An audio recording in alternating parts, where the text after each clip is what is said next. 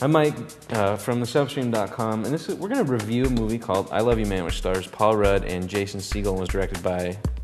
I don't remember. It's been getting really good reviews. It's pretty funny. Mm-hmm. I thought it was one of the top 5 movies I've seen this year.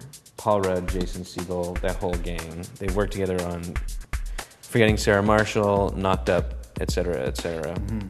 But this movie isn't nearly as funny as those movies, I didn't think. But I actually thought I thought it was a much better film because of that, which was...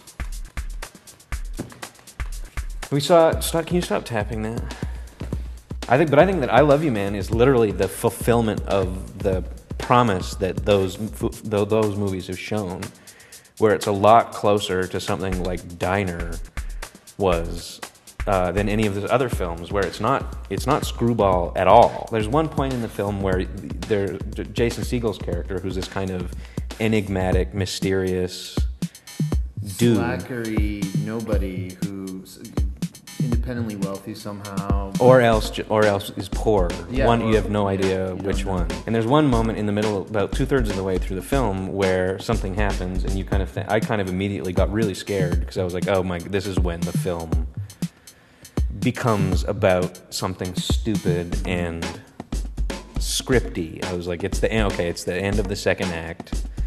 Now we learn the character's dark secret or whatever. But it doesn't ever actually happen. The thing is it's a spectacular script. Mm-hmm. You get to see a Hollywood movie where there's people that don't like the main character. Like John Favreau's character hates Paul Rudd's character. Right. And it's not a misunderstanding. It's not a wacky set of events that set that in place. It's just that those two characters, one would hate the other. Yeah. It's just the characters, even John Favreau's character, who's not in it all that much, no. They're developed enough that there's an interaction between the two of them that's uncommon, where one guy just hates the other guy openly. John Favreau hates him, so he's got to be the bad guy. But by the end of the movie, John Favreau seems like a decent guy it's too. It's an extremely well-written script, and the characters are all... With one exception, the one criticism I can make about this film is Rashida Jones, who's the fiancée of Paul Rudd's character. In order for the plot to happen, she has to be a doormat. And I didn't really buy some of the stuff that happens with her character. Right. It's not that she's not nearly as good, unsurprisingly, in a movie about a bunch of funny dudes. The female characters aren't nearly as well written as the male characters. No. Although the supporting female characters are spectacular.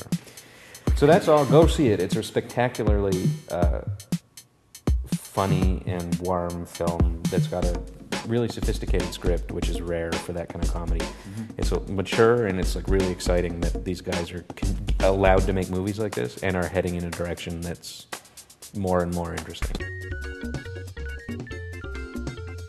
Okay, so that's all. See you later.